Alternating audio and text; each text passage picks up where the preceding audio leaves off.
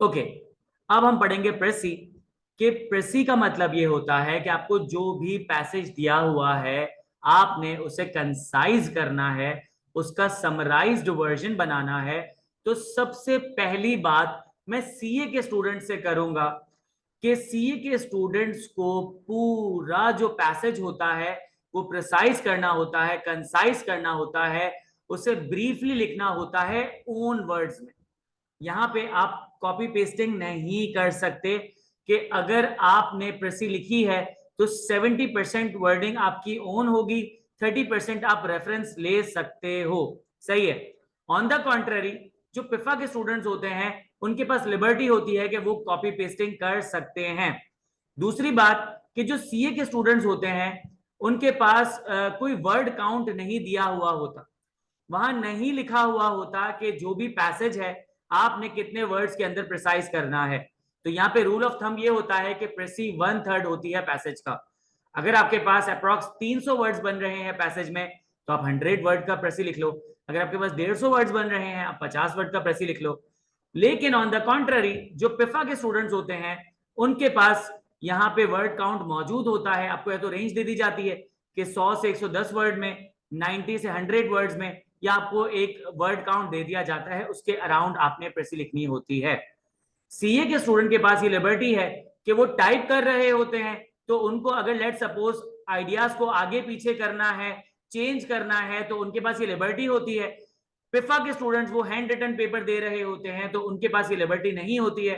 तो वो ये क्या कर सकते हैं कि वो पहले रफ पैसेज लिख सकते हैं, रफ प्रेसी लिख सकते हैं, फिर उसको फेयर में उतार सकते हैं कॉन्सेप्ट को आगे पीछे करके। खैर, वो जो भी आपके पास टेक्निक्स हो, प्रेसी लिखने के लिए आपके पास ये कुछ टेक्निक्स मौजूद हैं। आप क्या करोगे, अननेसेसरी वर्ड्स को अवॉइड करोगे। कि अगर आपके पास ऐसे ग्रुप ऑफ वर्ड्स है कि जिनके होने ना होने से कोई फर्क नहीं पड़ता, आप उन्हें कंप्लीटली एलिमिनेट कर दो। तो यहां पे आपका जो कंटेंट है वो प्रिसाइज होना शुरू हो जाएगा, कंसाइज होना शुरू हो जाएगा। फिर अवॉइड रिपीटेशन। कि अगर आपके पास जो है वो लेट सपोज, अगर आपके पास लेट सपोज जो, हाँ, आपके पास रिपीटेटिवली कोई सेंटेंस कोई वर्ड आ रहा है तो आप उसको एक जगह यूज करके बाकी जगह से एलिमिनेट कर दो, तो यहां पे आपके पास कंटेंट जो है कंसाइज हो जाता है। एक्टिव वर्ब्स का इस्तेमाल करोगे तो जहां जहां पैसिव वर्ब्स आ रहे हैं वहां पे ग्रुप ऑफ वर्ड्स होते हैं, 2 या 3 वर्ड्स होते हैं, वो रिप्लेस हो जाता है एक सिंगल एक्टिव वर्ब से। तो यहाँ पे थोड़ा सा चीजें समराइज होना शुरू हो जाती हैं। आप पैसिव वॉइस की जगह एक्टिव वॉइस का इस्तेमाल करो, शॉर्टर वर्ड्स का इस्तेमाल करो। कि लेट सपोज आपके पास एक वर्ड है स्टेटमेंट ऑफ पेमेंट, तो आप कह सकते हो इनवॉइस। स्टेटमेंट ऑफ पेमेंट की जगह वर्ड यूज कर सकते हो इनवॉइस। सही है। या फिर आपके पास वर्ड है रेम्यूनरेशन, आप कह सकते हो पे, सैलरी। सही है। आप कोशिश करो कि जहां पे 2 या 3 सेंटेंसेस मर्ज हो सकते हो इनटू वन, तो वहां पे आपको करना, ये काम करना है।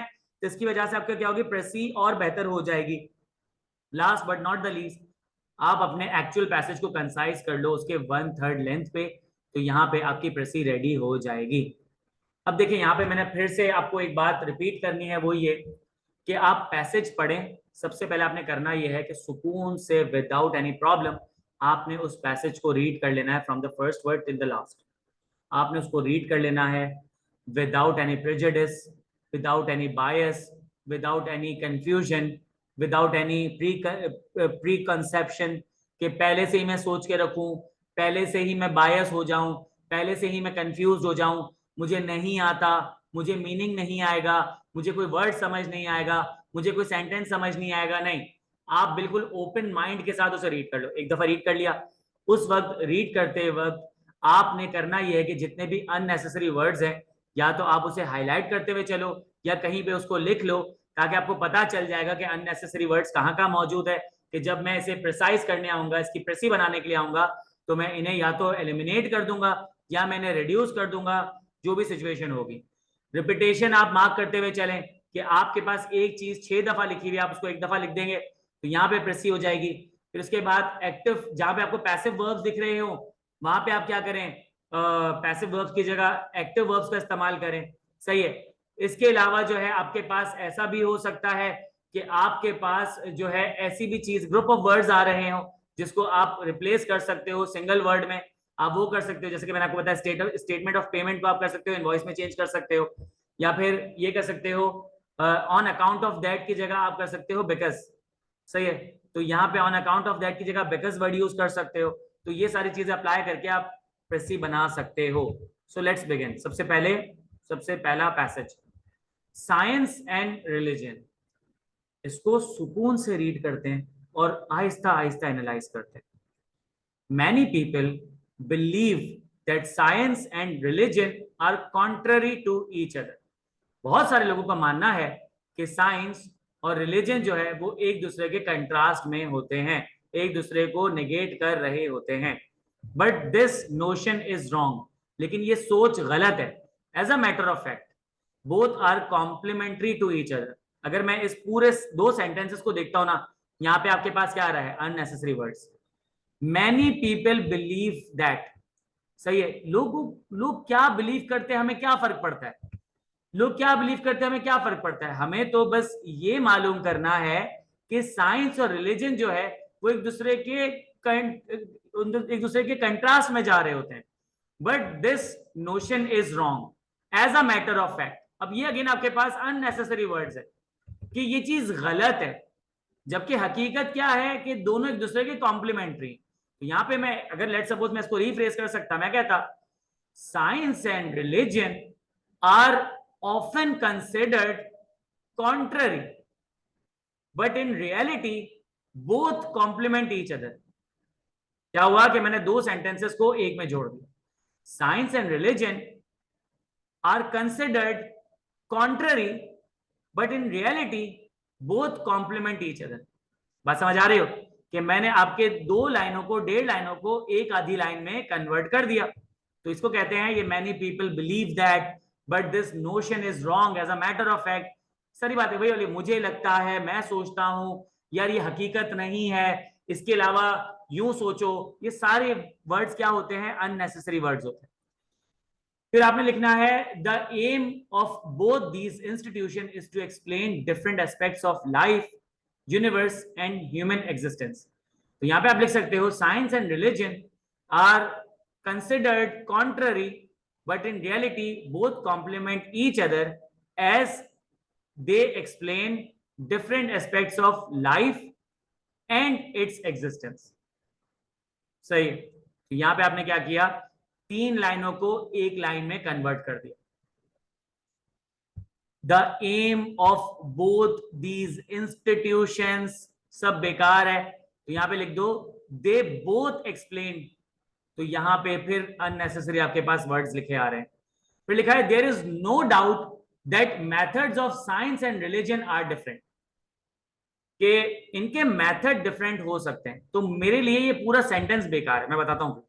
आगे दोनों के मेथड लिखे हुए आ रहे होंगे, जब मैं दोनों के मेथड को पढ़ लूंगा तो मुझे दोनों में डिफरेंस समझ आ जाएगा कि दोनों वैसे तो सेम है लेकिन इनके मेथड्स अलग अलग है। तो मुझे लिखने की जरूरत नहीं, मैं सीधा से लिखूंगा द मेथड ऑफ साइंस। तो मैं कहूंगा science observes experiments and experiences. On the other hand, religions are based on faith, intuition, spoken words and spiritualism। बात समझ आ रही है? तो यहां पे कितने सारे वर्ड्स अननेसेसरी थे। द मेथड ऑफ साइंस, या science take its recourse to progressive march towards perfection. सही है, ये सारी चीजें। या फिर enlightened in journal while science is inclined towards reason and rationality। तो ये सारी चीजें क्या है आपके पास, एक्सेसिव वर्ड्स है। मैंने इनको समराइज करके एक वर्ड में, एक सेंटेंस में डाल दिया। तो ये जो आपके पास ये जो पैराग्राफ है ये वाला, अगर मैं इसे कंसाइज करूं तो यहां पे आपके पास वर्ड आ रहे हैं 105। अगर मैं इसको कंसाइज करता हूं तो आई बिलीव कि मैं इसको आराम से 30 या फिर 25 वर्ड्स के अंदर लेकर आ सकता हूं। इन अर्लियर टाइम्स, अब देखो फिर से यहाँ पे क्या आपके पास ग्रुप ऑफ वर्ड्स है। जब आपके पास ग्रुप ऑफ वर्ड्स आते हैं तो आप क्या करते हो, उसको सिंगल वर्ड से रिप्लेस करते हो। In earlier times, initially. In earlier times, initially. सही है। डे बिफोर यस्टरडे, सही है, तो द डे बिफोर। तो यहां पे क्या हो सकता है कि आप ग्रुप ऑफ वर्ड्स को सिंगल वर्ड में कन्वर्ट कर सकते हो। अगर प्रेसी जो है वो छोटी हो गई ज्यादा, फिर जवीर गुड क्वेश्चन, आई बिलीव कि अगर प्रेसी ज्यादा छोटी हो जाए तो आप बीच में, जैसे मैंने आपको ऐसे में बताया था, आप क्या कर सकते हो, 2-3 एक्स्ट्रा वर्ड्स जोड़ के, 2-3 जगह पे एडजेक्टिव्स लगा के, 2-3 जगह नाउन लगा के आप क्या कर सकते हो, उसको बड़ा कर लो, और अगर बड़ी हो गई तो थोड़ा उसको और शेव ऑफ कर लो।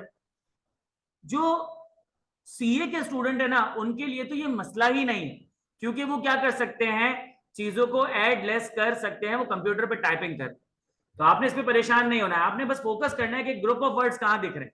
सही है, जैसे मैंने आपको बताया, ये रहा ग्रुप ऑफ वर्ड्स, ये रहे अननेसेसरी वर्ड्स। सही है, ये रहे अननेसेसरी वर्ड्स, अननेसेसरी वर्ड्स, ये पूरा सेंटेंस अननेसेसरी था। Science take its recourse to progressive march towards perfection. ये भी मेरे लिए क्या था, ये भी मेरे लिए ग्रुप ऑफ वर्ड्स था एक्स्ट्रा, ये मैंने हटा दिया। तो यहां पे आपने क्या करना है, अननेसेसरी वर्ड्स को ढूंढना है। In earlier times, when man appeared on earth, he was overawed at the sight of violent and powerful aspect of nature. शुरू के वक्तों में जब इंसान धरती पे आया था, वो बहुत ज्यादा ओवरवेल्म्ड था कि बहुत ही वायलेंट और पावरफुल एस्पेक्ट देखा जब उसने नेचर का। इन सर्टेन केसेस, और कुछ केसेस में, the usefulness of different natural object of nature overwhelmed man. तो बहुत सारे केसेस में जब उसने देखा कि नेचर में बहुत सारे ऑब्जेक्ट्स ऐसे हैं कि जो यूजफुल है, जैसे कि सूरज रोशनी देता है, चांद अंधेरे में रोशनी देता है, चांद खूबसूरत है, इसके अलावा दरख्त जो है वो फल देते हैं, समंदर जो है वो पानी देता है। तो उनको जब इसमें यूजफुलनेस नजर आई तो वो बहुत ओवरवेल्म्ड हुए। दस begin the worship of forces of nature, जैसे कि fire, sun, river, rocks, trees, snacks. जब भी आपके पास लिस्ट आती है ना ऐसी, एक और आपके पास पॉइंट, लिस्ट को उड़ा दो, लिस्ट को उड़ा दो। अब जवेरिया, तुम्हारे सवाल का जवाब, सर अगर ये मेरा पैसेज छोटा हो गया तो लिस्ट को इंक्लूड कर दो, लिस्ट को इंक्लूड कर दो। पैसेज हो गया ज्यादा तो लिस्ट को उड़ा दो।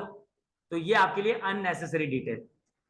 तो यहां पे आपके पास ये जो 3 लाइनें लिखी है, इसमें लिखा हुआ है कि पहले के वक्तों में जब आदमी आया अर्थ पे तो वो बहुत ज्यादा ओवरवेल्म्ड हो गया कि उसने देखा कि वायलेंट और पावरफुल एस्पेक्ट है नेचर के, कि बहुत सारे ऐसे नेचुरल ऑब्जेक्ट्स हैं जो बहुत यूजफुल है। तो उन्होंने क्या किया, उन यूजफुल ऑब्जेक्ट्स की पूजा करना शुरू कर दी, और जैसे कि fire, sun, river, rocks, trees, snakes etcetera. सही है। तो यहां पे आप कह सकते हो, initially after getting overwhelmed by different powerful objects, man started worshipping them. अब 3 लाइनों को फिर से एक सेंटेंस में लाके खड़ा कर दिया। अच्छा जवेरी, आपके पास यही आया था, काश हम लोगों ने पहले डिस्कस कर लिया था, माजरत, लेकिन मैंने कभी प्रेसी पढ़ा ही नहीं है, तो वरना मैं पढ़ाता तो शायद ये हो जाता, लेकिन चलो, लेकिन मैंने वर्ड वही कॉपी कर दिए थे। चलो कोई मसला नहीं, कोई मसला नहीं, ठीक है। अब लिखा है, the holy scripture were written by those who had developed harmony between external nature and their inner self.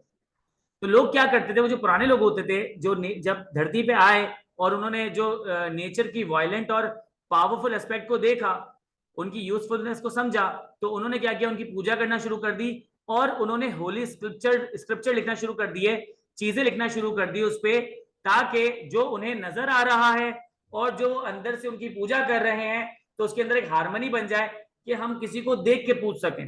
सही है। अब उनकी ये जो एटीट्यूड है, वो जो उनकी आदत है, ये बहुत मासूमाना, एक इनोसेंट आदत थी। सही है। Their object was to ennoble. Ennoble का मतलब होता है किसी को भी इज्जत देना। इनोबल का मतलब होता है इज्जत। Let's suppose I am ennobling you, तो इनोबलिंग का मतलब होता है मैं आपको इज्जत दे रहा हूं। एलिवेट, उसे बढ़ाना चढ़ाना। लिबरेट, तो यहां पे आप उन ऑब्जेक्ट को क्या करते थे, उन्हें इज्जत देते थे, उन्हें एलिवेट करते थे, ताकि ह्यूमन स्पिरिट और माइंड जो है वो आजाद हो जाए। फिर आगे लिखा हुआ है, लेकिन कुछ ऐसे लोग जो अपॉर्चुनिस्ट थे, जो बुरे थे, उन्होंने क्या किया कि उन स्क्रिप्चर्स को यूज करके मजहब का धंधा बनाना शुरू कर दिया और अपने एडवांटेज के लिए उन चीजों को यूज करना शुरू कर दिया। तो इंसान आया, इंसान ने बहुत पावरफुल ऑब्जेक्ट्स देखे, उनकी पूजा शुरू कर दी, उनके स्क्रिप्चर्स लिख दिए। बुरे लोग आए, बुरे लोगों ने क्या किया कि उनको देख देख के नए नए रिलीजन बनाए और उससे फायदा उठाना शुरू कर दिया। तो जो इंटायर ह्यूमन रेस थी ना वो बेड़ियों में जकड़ी गई। सही है। फिर जब है truth was flouted and progressive and liberal truthful ideas or ideas expressing doubts and skepticism were suppressed and their holders punished.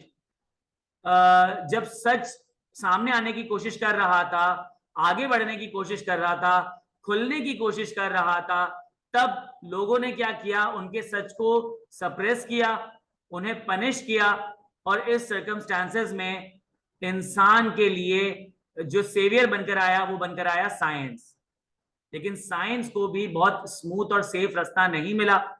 Scientist और फ्री थिंकर्स को टॉर्चर किया गया, जैसे कि कोपरनिकस, गैलीलियो, ब्रूनो और जो बाकी के साइंटिस्ट थे उनको बहुत परेशानी हुई, बट अल्टीमेटली साइंस जीत गई। खैर, मैं इस पैसेज से एग्री करता हूं या नहीं करता, मैं उसकी बात नहीं कर रहा। आप बहुत सारे लोग जज्बाती हो जाओगे, ये गलत एस्पेक्ट से लिखा गया है, बट लिखा गया तो हमें तो इसको कंसाइज करना है। तो अगर आप देखो तो 3 पैराग्राफ में अलग अलग बातें हो रही है। पहले पैराग्राफ में बात हो रही है कि साइंस और रिलीजन जो है वो एक दूसरे के कंट्रास्ट में नहीं है, बल्कि एक दूसरे को कॉम्प्लीमेंट कर रहे होते हैं। कि साइंस में इंसान ऑब्जर्व करता है, एक्सपेरिमेंट करता है, एक्सपीरियंस करता है, रिजल्ट्स कंक्लूड करता है, सही है, रीजन करता है, रैशनैलिटी के साथ काम करता है। ऑन द कॉन्ट्ररी रिलीजन के अंदर लोग क्या करते हैं, स्पोकन वर्ड्स पे बिलीव करते हैं, इंट्यूशन पे बिलीव करते हैं, फेथ पे बिलीव कर रहे होते हैं। ठीक है, तो ये दोनों के मेथड में फर्क है। सही है। फिर दूसरे पैराग्राफ में बताया कि जब शुरू के वक्तों में लोग आए, लोगों ने जो है वो पावरफुल ऑब्जेक्ट्स देखे, उनकी यूजफुलनेस देखी, तो उनकी वर्शिप शुरू कर दी।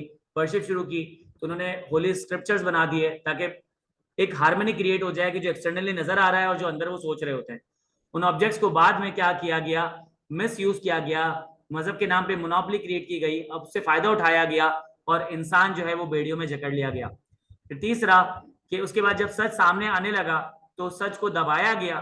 फिर साइंस आई, साइंटिस्ट आए, साइंटिस्ट को टॉर्चर किया गया, जैसे कि कोपरनिकस, गैलीलियो, ब्रूनो।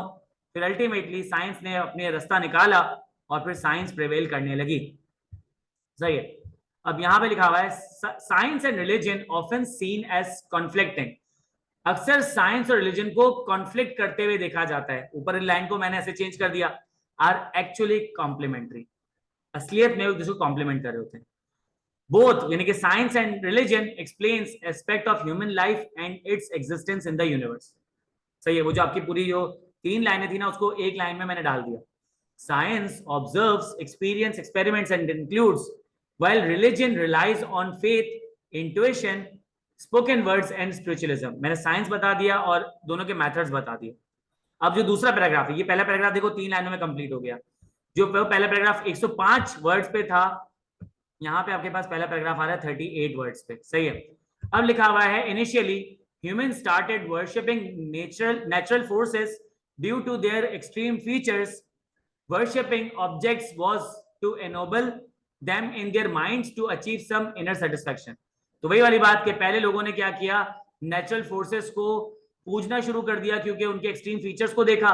उसके बाद क्या हुआ कि उन ऑब्जेक्ट्स को पूजा जाता था ताकि अपने माइंड में उनको एलिवेट किया जाए और इनर सेटिस्फेक्शन हासिल किया जाए। बाद में कुछ अपॉर्चुनिस्ट आए, उन्होंने रिलीजन को मैनिपुलेट किया और लोगों के सच को, उनके ऑपोजिशन को सप्रेस करना शुरू किया। जैसे कि आपके पास नोबल साइंटिस्ट थे कोपरनिकस, ब्रूनो और गैलीलियो। सही है। साइंस जो है फिर वो अल्टीमेटली एमर्ज हुई, कुछ चैलेंजेस आए, लेकिन अब साइंस प्रिवेल कर रही है। सर वो कितने वर्ड्स थे वहां पे, चेक कर लेते हैं। अगर यहाँ मैं वर्ड काउंटिंग करूं तो यहाँ पे आपके पास बनते हैं 280 वर्ड्स। तो 280 का मतलब है तकरीबन आपके पास 95 वर्ड्स होने चाहिए। कितने वर्ड्स हैं? 90। That's my case. That's how you write a précis. Sir इस क्वेश्चन, इसके क्वेश्चन भी समझा दीजिएगा, वो किस तरह से करेंगे, ट्रिकी थे वो, इस असाइनमेंट में है वो, वही आए थे।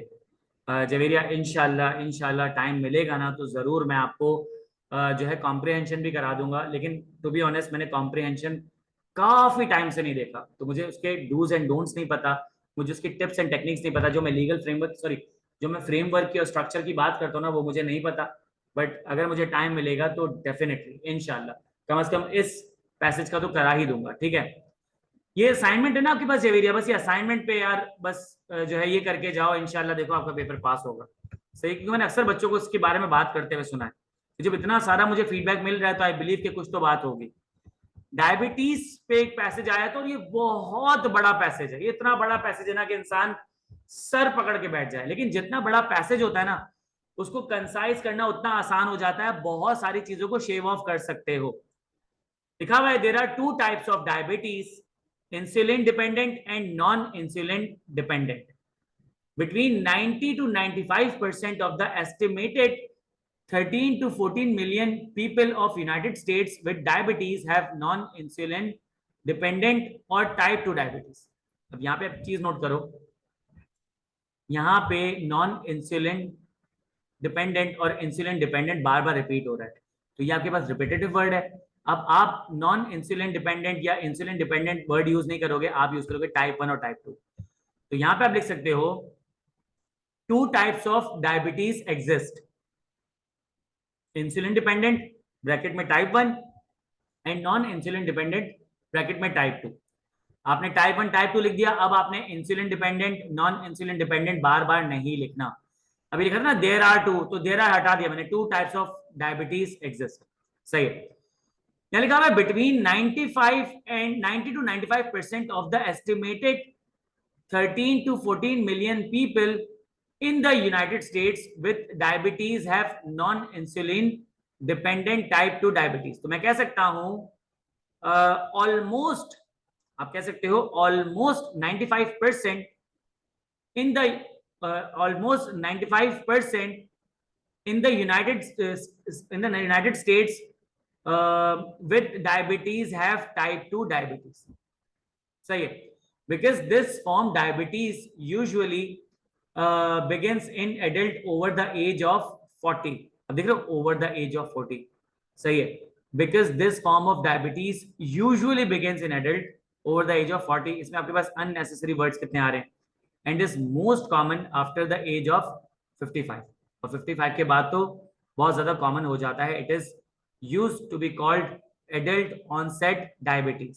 अगर आप ये चार लाइनों को देखते हो, इसमें बहुत सारे अननेसेसरी वर्ड्स को यूज किया गया है।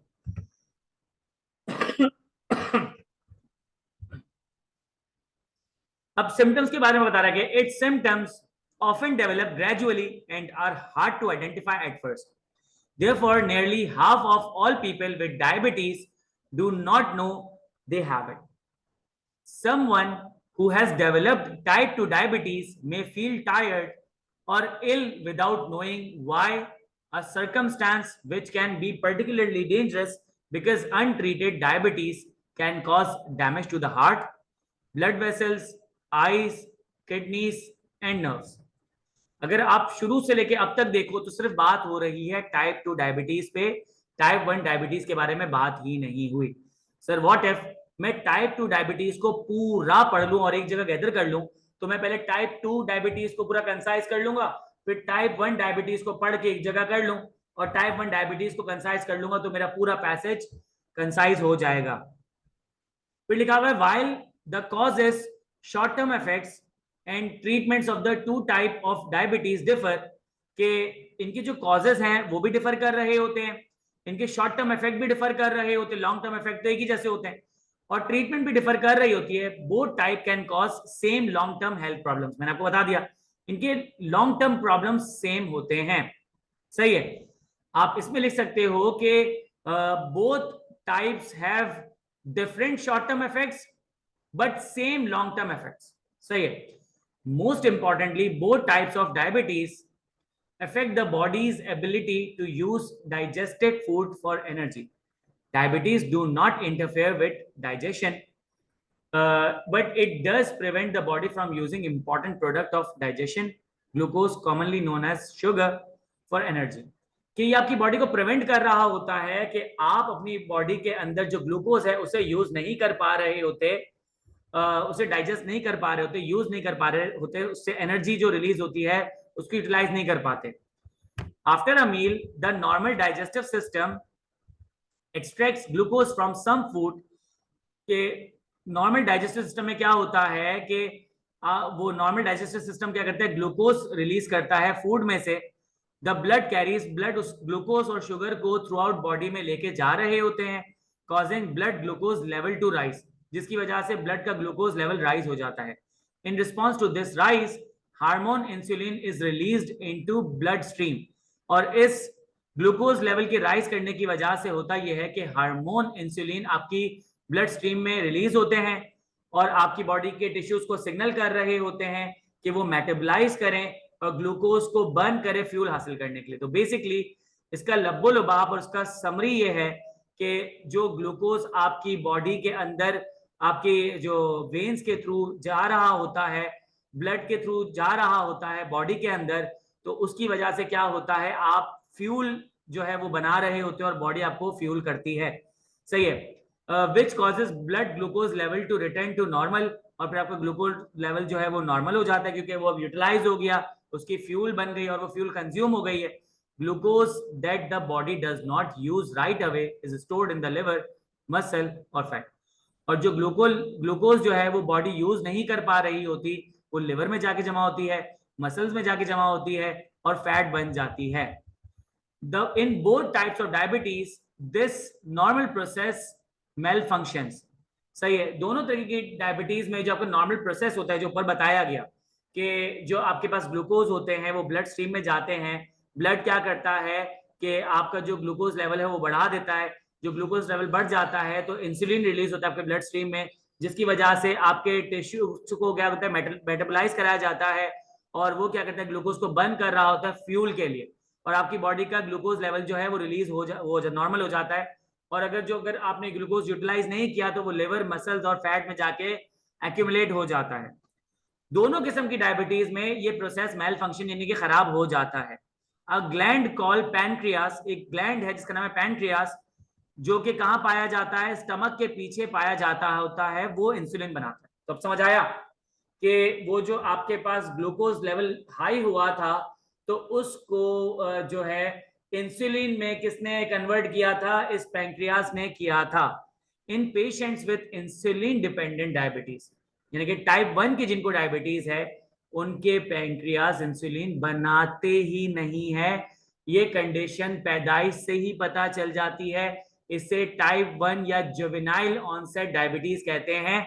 जुवेनाइल को बोलते हैं बचपन, ऑनसेट का मतलब है कि बचपन में ही दिख जाती है, एडल्ट ऑनसेट का मतलब होता है बड़े होके दिखती है। सही है। तभी टाइप 1, टाइप 2, ये जो टाइप 1 पेशेंट होते हैं इन्हें डेली इंसुलिन इंजेक्शन लेने होते हैं कि इनको आर्टिफिशियली क्या होता है, पैनक्रियास से जो इंसुलिन नहीं बन रहा होता, आर्टिफिशियली आपको इंजेक्ट करना पड़ता है। वो इंसुलिन क्या करेंगे, ग्लूकोज को कन्वर्ट करेंगे फ्यूल में। सही है। People with non-insulin diabetes, dependent diabetes, usually produce some insulin in their pancreas। कुछ पैनक्रियास में इंसुलिन बना तो लेते हैं, बट इनके जो बॉडी टिश्यूज होते हैं वो उस इंसुलिन से ज्यादा बेहतर तरीके से रिस्पॉन्ड नहीं कर रहे होते। वो ग्लूकोज को प्रॉपरली क्या कर रहे होते हैं, फ्यूल में कन्वर्ट नहीं कर रहे होते। तो उस कंडीशन को कहते हैं इंसुलिन रेजिस्टेंस। ये इंसुलिन रेजिस्टेंस बहुत इंपॉर्टेंट फैक्टर होता है नॉन इंसुलिन डिपेंडेंट डायबिटीज पे। साइंटिस्ट रिसर्च कर रहे हैं कि ये इंसुलिन क्यों रेजिस्ट कर रहा है, अभी तक इसकी कोई कंक्लूजन नहीं है। इन्होंने दो पॉसिबिलिटीज पता की हुई है। पहली पॉसिबिलिटी ये है कि शायद इंसुलिन के रिसेप्टर जो है उनमें डिफेक्ट है। जैसे कि एक अप्लायंस जो है उसको आप इलेक्ट्रिकल आउटलेट से प्लग तो कर रहे होते हो, लेकिन आपकी जो इलेक्ट्रिसिटी है वो उसके अंदर नहीं जा रही होती। तो यहाँ पे इंसुलिन को भी क्या करना होता है, रिसेप्टर से बाइंड करके रखना होता है, लेकिन वो बाइंड नहीं हो पा रहा होता। इसके भी कुछ सेवरल रीजंस हैं, जैसे कि रिसेप्टर के पास इनफ रिसेप्टर्स मौजूद नहीं है कि वो इंसुलिन को बाइंड कर सके, रिसेप्टर्स डिफेक्टिव हैं। दूसरे पॉसिबल कॉज ये हो सकता है कि इंसुलिन जो है वो रिसेप्टर से बाइंड तो है, लेकिन सेल्स जो है वो सिग्नल रीड नहीं कर पा रहे और ग्लूकोज को मेटाबोलाइज नहीं कर रहे। तो यहाँ पे दो बातें हो रही हैं। एक तो ये कि आपका जो इंसुलिन है वो रिसेप्टर के साथ प्रॉपर्ली कनेक्टेड नहीं, दूसरा ये कि रिसेप्टर के साथ कनेक्टेड तो है लेकिन सेल जो है वो सिग्नल समझ नहीं पा रहे और वो क्या कर रहे हैं, ग्लूकोज को मेटाबोलाइज नहीं कर पा रहे। साइंटिस्ट इस फिनोमिना को कंटिन्यूअसली रीड कर रहे हैं कि ये हो क्या रहा है। डायबिटीज का कोई क्योर नहीं है, लेकिन आप क्या कर सकते हो, इसके सिम्टम्स को खत्म कर सकते हो, रिड्यूस कर सकते हो। 1986 में national institute of health panel of expert ने रिकमेंड किया कि बेहतरीन ट्रीटमेंट किसके लिए, नॉन इंसुलिन डिपेंडेंट डायबिटीज के लिए है डाइट, कि वो अपनी डाइट को मेंटेन करें, अपने वेट को नॉर्मल रखें, प्रॉपर बैलेंस रखें डिफरेंट फूड ग्रुप्स का, कि वो जो है मिनरल्स भी कंज्यूम करें, विटामिन्स भी कंज्यूम करें, इसके अलावा जो है वो मीट भी कंज्यूम करे, प्रोटीन भी कंज्यूम करे, सही है, कैल्शियम भी कंज्यूम करे, आयरन भी कंज्यूम करे, सही है, सारी चीजों का एक ब्लेंड होना चाहिए, सही है। Many experts include those in American Diabetes Association recommend 50 to 60% of daily calories comes from carbohydrates। हमारी 50 से 60% जो कैलोरी आती है कार्बोहाइड्रेट से आती है, 12 to 20% from protein and no more than 30% from fat। Food that are rich in carbohydrates such as bread, cereals, fruit, vegetables break down into glucose। और आपको पता है कि बहुत सारे ऐसी चीजें कि जिसके अंदर आपके पास कार्बोहाइड्रेट ज्यादा होता है, तो उन खानों को जब डाइजेस्ट किया जाता है तो वो ग्लूकोज में कन्वर्ट होता है, तो यहाँ पे ग्लूकोज राइज हो जाएगा। ग्लूकोज राइज होगा, आपके पास इंसुलिन जो है वो क्या करेंगे कि ग्लूकोज को मेटाबोलाइज नहीं कर पाएंगे, जिसकी वजह से क्या होगा, आपको इशू हो सकता है। तो ये था आपके पास पैसेज। अब इसको इस हद तक समझने के बाद ना, आई डोंट बिलीव कि आपको मसला होगा। देखो, to types of diabetes exist, जैसे कि insulin dependent type 1, non insulin dependent type 2, ये बात समझ आ गई। अब मैं टाइप 2 टाइप 1 यूज करूंगा। Type 2 diabetes constituting 90 to 95% of diabetes cases in the US, primarily affects adult over 40, once termed adult onset diabetes। अब मैंने 55 वाली बात ही नहीं की है। Its symptoms develop gradually, often unnoticed, कि इसके symptoms नजर नहीं आते, सही है, लेकिन अगर आप इसकी ट्रीटमेंट नहीं करते तो बहुत सारे हेल्थ रिस्क आ सकते हैं, जैसे कि फला फला फला। अब आपके पास अगर पैसेज बढ़ रहा हो तो यहाँ पे आप ये सारी चीजें हटा दोगे। वो डायबिटीज क्या करती हैं, ग्लूकोज को यूटिलाइज होने से, डाइजेशन के बाद ग्लूकोज को मेटाबोलाइज होने से रोक रही होती हैं। टाइप 1 में क्या होता है कि आपके पैंक्रियास ही इंसुलिन नहीं बना पाते। टाइप 2 में इंसुलिन तो बन जाता है लेकिन वो रेजिस्ट कर रहा होता है। रेजिस्ट करने की दो वजूहात होती हैं, या तो आपके सेल्स रिस्पॉन्ड नहीं कर रहे, या फिर जो है वो रिसेप्टर के साथ कनेक्टेड नहीं है। इंसुलिन जो है वो रेजिस्ट कर रहा होता है, उसके आपके पास जो है साइंटिफिक इंक्वायरी अभी उस पर चल रही है।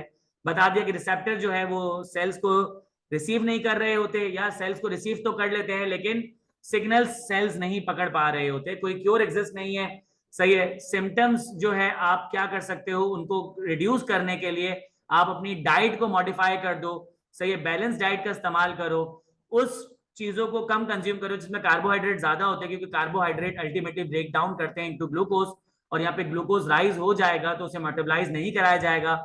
टाइप 2 की डायबिटीज जो है वो अडल्ट में ज्यादा होती है, सही है, तो यहाँ पे हेल्थ से जो रिस्क है वो अचानक से बढ़ जाते हैं, तो उसको ट्रीट करना ज्यादा इंपॉर्टेंट होता है। तो यहाँ पे मैंने क्या किया कि इसको कट शॉर्ट कर दिया। जहां तक मुझे याद है कि तकरीबन ये 650 वर्ड का पैसेज था जिसको हमने रीड किया है। तो मैंने कुछ भी नहीं किया, मैंने इसको सिर्फ रीड किया। सर आपने कितनी बार रीड किया? आपके सामने मैंने एक बार रीड किया, मैंने इसके पीछे 3 दफा रीड किया, तो टोटल मैंने 3 दफा रीड करके प्रेसी लिखी है। तो अगर आप स्पीड में 3 दफा रीड कर लोगे तो यकीन जानो कि आप इसे 10 मिनट में रीड कर लोगे या 12 मिनट में रीड कर लोगे, और आप इसे 10-12 मिनट में लिख लोगे। लेकिन अगर यकीन करो तुमने प्रॉपर रीड नहीं किया ना, इतने बड़े बड़े कॉन्सेप्चुअल, इतने बड़े बड़े ग्रामेटिकल, इतने बड़े बड़े स्ट्रक्चरल ब्लेंडर मारोगे, या लेट सपोज आप टाइप 2 की चीजों को टाइप 1 में, टाइप 1 की चीजों को टाइप 2 में डाल दोगे और कंफ्यूजन हो जाएगी। तो यहाँ पे मैंने कुछ और जो है वो लिखे हैं पैसेजेस। अच्छा, आप जो सीए के स्टूडेंट हैं उनको फायदा ये है कि मैंने जो आपके पास सीए में पैसेजेस आए थे वो मैंने आपको पढ़ के बता दिए हैं। अब जो बाकी के प्रेसीज हैं या पैसेजेस हैं वो पिफा के हैं, सही है, तो आपको और प्रैक्टिस करने के लिए अलग से कंटेंट मिल गया। जैसे ये पैसेज 3 है, पैसेज 4 है, पैसेज 5 और पैसेज 6 मैंने जो है पिफा से निकाला है। तो ये आप प्रैक्टिस कर सकते हो, कोई चीज समझ नहीं आई मुझसे पूछ लीजिएगा। बाकी अगेन फिर से चलते हैं, अगर आपके उस वाले हैंडआउट पे, काशिफ अली वाले हैंडआउट पे, तो आई बिलीव पेज नंबर 74 था शायद, ये रहा 74, देखिए साइंस एंड रिलीजन, ये रहा, सही है। यहाँ पे आपके पास समरी मौजूद है, या फिर आपके पास जो प्रेसी मौजूद है, टॉर्नेडोज, इसकी आप जो है वो देख सकते हो प्रेसी। इसके अलावा ये रहा डायबिटीज, जो अभी हमने पढ़ा, डायबिटीज ये रहा। इसके बाद आपके पास आ जाता है स्ट्रेस एंड एंजाइटी। इस तरीके से आपके पास डिफरेंट डिफरेंट पैसेजेस आ रहे हैं, इसको प्रैक्टिस कर लीजिएगा। तो इस तरीके से क्या हो जाएगा, आपकी प्रैक्टिस हो जाएगी। और जो मैं आपको भी हैंड आउट दे रहा हूं उसमें 6 पैसेजेस लिखे हुए हैं, उसको प्रैक्टिस कर लीजिएगा। तो इंशाल्लाह आपको जो फायदा ही हो जाएगा कि आपकी प्रेसी अच्छी हो जाएगी। थोड़ा सा प्रैक्टिस करो, थोड़ा सा टाइम दो, सही है। तो इंशाल्लाह आपको फायदा हो जाएगा। आज की क्लास को ऑफ करते हैं, ख्याल रखिएगा, अल्लाह हाफिज।